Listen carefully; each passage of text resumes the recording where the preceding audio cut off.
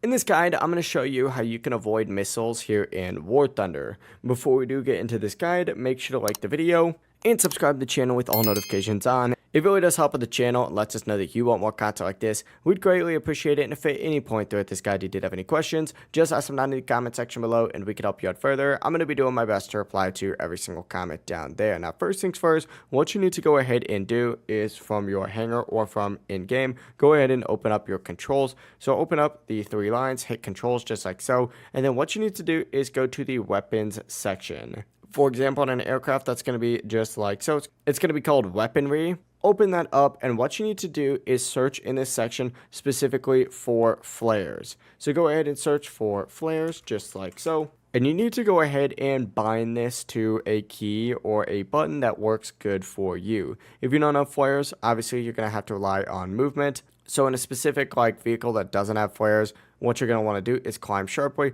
and then just dive down, and this can actually cause the missile to overshoot you. Now you can also do hard turns right before a missile does reach you. The sharper the turn, obviously, the better your chances of dodging it. But most importantly, just always make sure that you're staying fully aware of your surroundings. If you spot a missile early on, you're going to have a lot more time to react and avoid it. But that overall is how you can dodge missiles. Either use flares or just dodge them like normal. If you guys did have any questions, just ask them down in the comment section below and we can help you out further. I'm going to be doing my best to reply to every single comment down there. Before you do leave this guide though, make sure to like the video and subscribe to the channel with all notifications on. It really does help with the channel and lets us know that you want more content like this. I'd greatly appreciate it. Have a great rest of your day though.